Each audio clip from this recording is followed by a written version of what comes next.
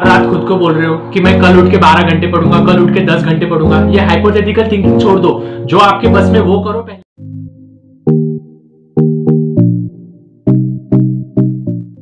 How to prepare for any exam, या फिर JW की एग्जाम हो, या फिर जेडब्ल्यू मेंस की हो, या फिर जेडब्ल्यू एडवांस की हो, तो इसके लिए प्रिपरेशन कैसे करें।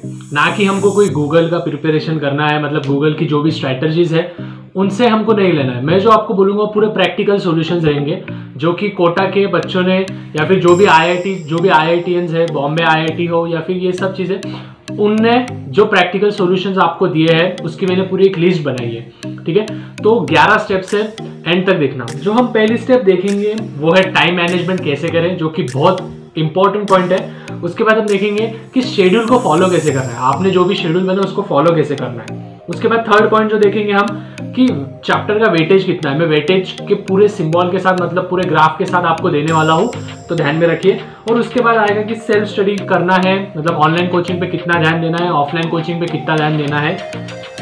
फिफ्थ पॉइंट हम देखेंगे कि कंसेप्ट कैसे आपके पक्के करें, मतलब जो भी बेसिक्स है वो कैसे आप आपके स्ट्रेंथ कर सकते हो, और फिर सॉल्यूशंस के बेसिस पे हम उसको सॉल्व करेंगे। उसके बाद जो सिक्स्थ वाला है वो है मतलब कि पिछले साल के पेपर सॉल्व करने हैं।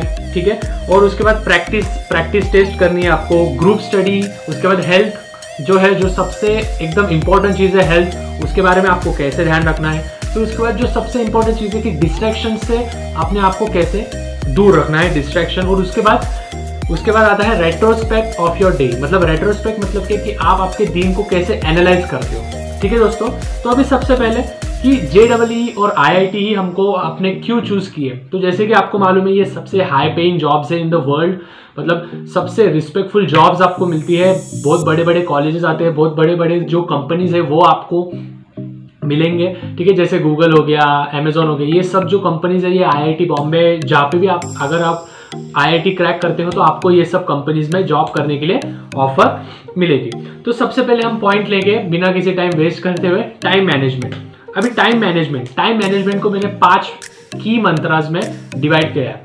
ठीक है, जो पहला है वो है कि कंप्लीट करो अपना जो टास्क है, जो आपका टास्क है ना भाई, जो आपको जो टास्क दिया है उसके प्रायोरिटी के हिसाब से आप उसको कंप्लीट करो। प्रायोरिटी के हिसाब से मतलब क्या कि जो काम आपको सबसे जरूरी है वो काम आप क्या करो, पहले करो। ये नहीं कि जैसे फॉर एग्जांपल कि आपको मैथ्स बहुत परफेक्ट आता है तो आप क्या करोगे, साइंस और इसको नजरअंदाज कर दोगे, नहीं। मतलब केमिस्ट्री और इसको नजरअंदाज कर दोगे, नहीं। जितना आप वक्त मैथ्स को दे रहे हो उतना ही वक्त किसको दो, साइंस और मतलब केमिस्ट्री फिजिक्स को दो। उसके बाद आता है लर्न टू से नो, मतलब आप क्या करो कि आपके जितने भी फैमिली मेंबर्स है या फिर जितने भी फ्रेंड्स है, इन सबको 2 साल के लिए या फिर जितना भी 1 साल आपके पास बाकी है, इतने साल के लिए उनको क्या कर दो, नहीं बोल दो। मतलब कोई भी फंक्शन होगा तो रिलेटिव्स वगैरह नहीं बोल दो।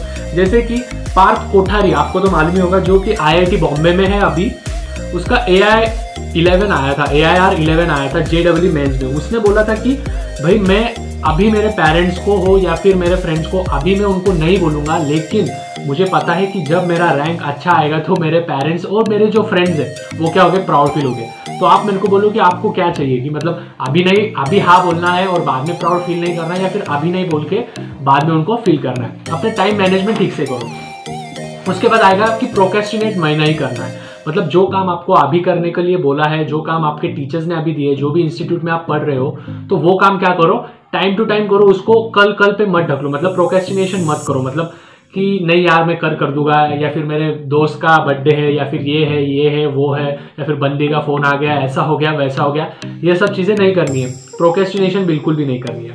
उसके बाद आता है लॉ ऑफ 1.01। 1.01 लॉ क्या है, ये बहुत जन इसको टेक्निक को यूज करते हैं। मतलब आप अगर आपके दिन में से 1% भी ज्यादा दोगे, क्या बोल रहा हूं मैं, ठीक से ध्यान से सुनो, अगर आप एक दिन 1% ज्यादा देते हो ना, अपने एफर्ट्स को ज्यादा देते हो, तो आप 1 साल में 3800% ज्यादा बढ़ोगे। क्या बोला कि जो भी आप अगर समझो फॉर एग्जांपल आप आज के दिन, हर एक दिन में आप 50% एफर्ट्स लगा रहे हो पढ़ाई पे, लेकिन आपने अगर 51% लगाना चालू कर दिया, बस जितना आप एफर्ट दे रहे हो उसमें 1% भी आपने लगा दिया ना, तो पूरे साल का 3800% बढ़ जाता है। ये होती है टाइम मैनेजमेंट की इंपॉर्टेंस।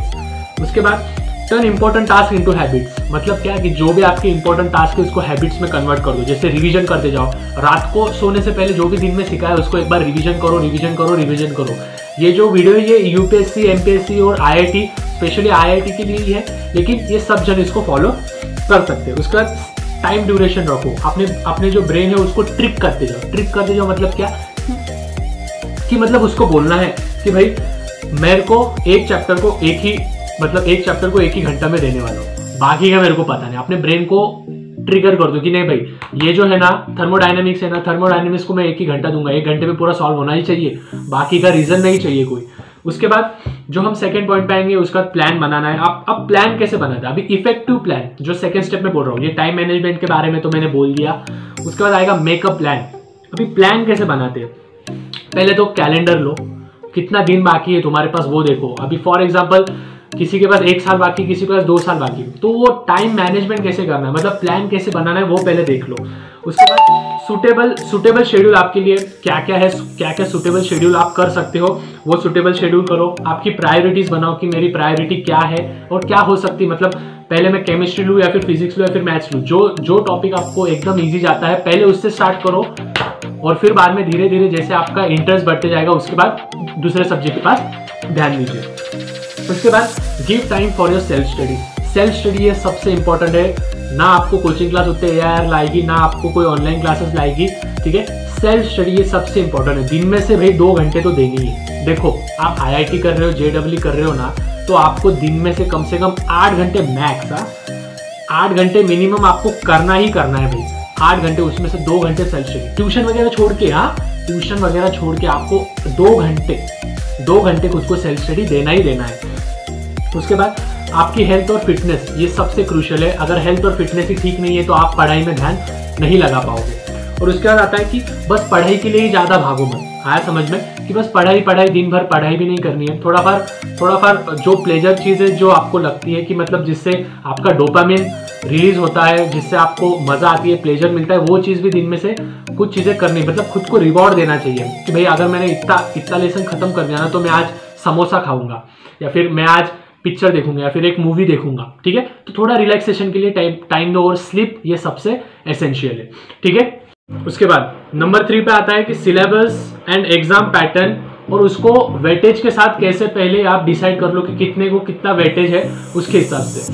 जैसे कि मैं बाजू में आपको फोटोज बता रहा हूँ कि जो फिजिक्स है, ठीक है, तो थर्मोडायनेमिक्स को कितना है, या फिर न्यूमेरिकल्स को आपको कितना टाइम देना है, ये सब मैंने डायग्राम में बताया है।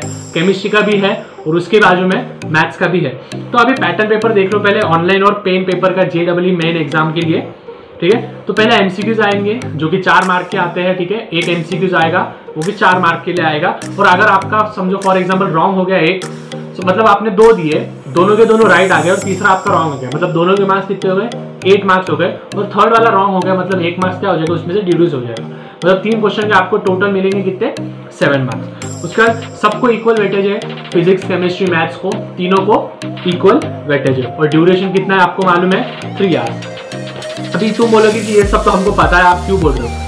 परफेक्ट टाइमिंग और प्रिपरेशन जब आप करोगे ना, तो ये सब चीजें ध्यान में रख के करना है। अगर आपको क्रैक करनी है कोई भी एग्जाम, तो आपको पहले उसका प्रिपरेशन करना पड़ता है। उसका 4th वाला स्टडी ऑफलाइन करना है या फिर ऑनलाइन करना है। अभी मैं पहले आपको एडवांटेजेस बता देता हूँ ऑनलाइन के, कि आप खुद के पेज पे स्टडी कर सकते हो, मतलब एक वीडियो लेक्चर है, आप कभी भी उसको 0.25x में भी देख सकते हो या फिर इसमें भी देख सकते हो। तो आपको क्या समझेगा, धीरे धीरे समझेगा, और फिर मतलब आप क्या करोगे उसमें एफिशिएंटली आप कभी भी कर सकते हो। उसके बाद वीडियो लेक्चर आप आगे कर सकते हो। उसके बाद कोई ऑनलाइन टूल्स ऐसे हैं कि आप क्या कर सकते हो, आपका जो प्रोग्रेस है वो आप देख सकते हो, और वो प्रोग्रेस को आप टैकल कर सकते हो कि मतलब मेरा प्रोग्रेस 1 महीने में या फिर 6 महीने में या फिर 3 महीने के स्पैन में कितना सही हुआ।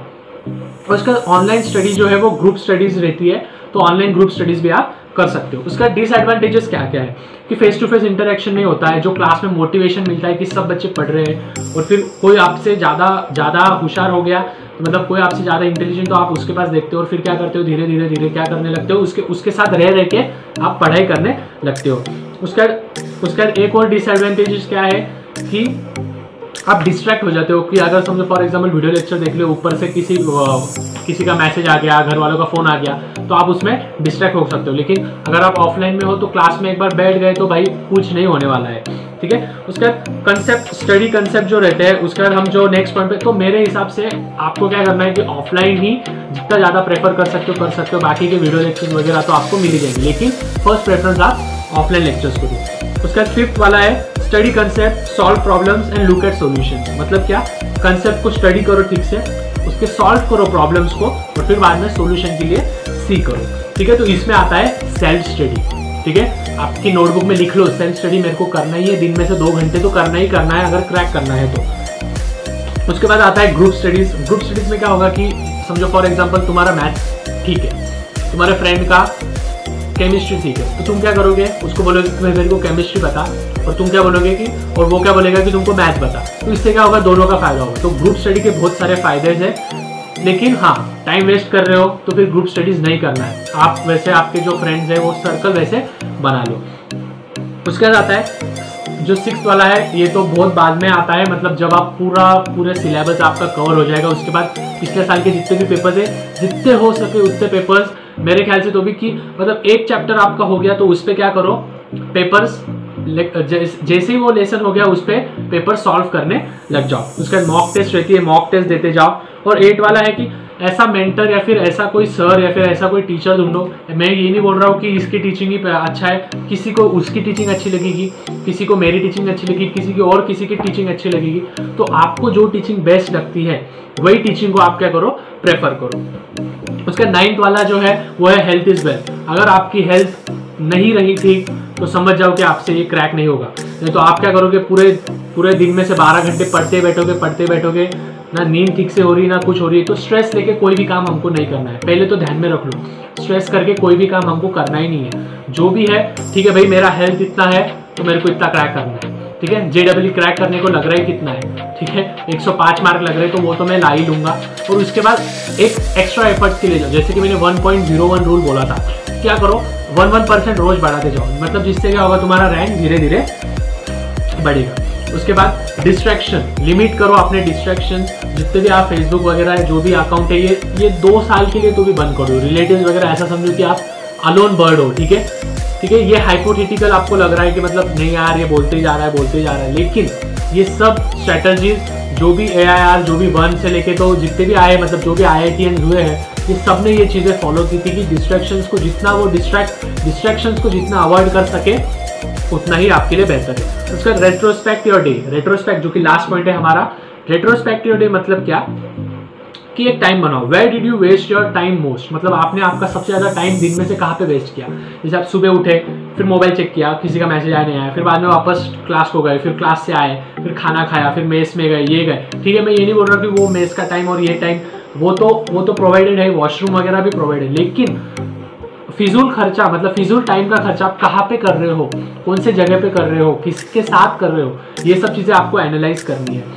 उसके बाद मैं मेरा टाइम और ऑप्टिमाइज कैसे कर सकता हूँ, मतलब अगर फॉर एग्जांपल मैं दिन में से 2 घंटे मोबाइल पे बैठ रहा हूँ, तो उसमें से अगर मैंने आधा घंटा भी निकाल दिया तो मेरे रोज के 1% बढ़ रहे हैं। यहाँ पे भी आ जाते हैं 1.01 रूल, मतलब ये धीरे धीरे बढ़ते बढ़ते 1 साल में बहुत सारा बढ़ जाएगा। उसके बाद आप प्लान करो कि आपके डेली टास्क प्लान करो, ऐसा नहीं कि मैं 1 महीने में इतने लेसन कर लूंगा, नहीं, आज के दिन मेरे को 1 लेसन करना है भाई, 1 लेसन पूरा फोकस करूंगा ही करूंगा। उसके बाद if not manage your time, और मैनेज करो, ऐसे टाइम को मैनेज करो ना कि मतलब जैसे अभी फॉर एग्जाम्पल तुम्हारे पास एक बुक है, उसमें तुमको 2 लेसन एकदम परफेक्ट आते हैं, तो आज के दिन यही बोलो कि मैं 1 घंटे में 1 लेसन करूंगा, उसके बाद मैं थोड़ा टाइम स्पेंड करूंगा अपने दोस्तों के साथ। ये नहीं कि मैं एक साथ ही बैठ जाऊंगा 3 घंटे में दोनों पेपर सॉल्व करूंगा, ये आपसे नहीं होगा, ये हाइपोथेटिकल है। ये जो अपन थिंकिंग करते हैं ना, ये हाइपोथेटिकल थिंकिंग है कि भाई रात को सो गए और देखा कि मैं कल 4 घंटे पढ़ूंगा, 10 घंटे पढ़ूंगा, 12 घंटे पढ़ूंगा, और सुबह उठने के बाद देखेंगे तो कुछ भी नहीं हो रहा है। तो आप क्या कर रहे हो, आपके ब्रेन को बोल रहे हो कि नहीं ये मेरे से होता ही नहीं है, मेरे से होगा ही नहीं, और इसीलिए आप धीरे धीरे क्या हो जाओ, प्रोक्रेस्टिनेशन की आदत लग जाती है, ठीक है। तो ये जो भी प्रैक्टिकल चीज़ें हैं, ठीक है, मैंने इसको बहुत सही तरीके से डिवाइड किए हैं 11 पॉइंट्स में। तो ये अगर आपको 11 पॉइंट अच्छे लगे तो हो सके तो आप प्लीज़ इससे ज़्यादा से ज़्यादा शेयर करो और कमेंट करो कि आपको किस टॉपिक पे मेरे से वीडियो चाहिए। मैं सर्च करके, और बहुत सारे अच्छे डिटेल्स हैं मेरे पास, तो मैं आपको प्रोवाइड करूँगा। Thank you. तो पढ़ लो यार।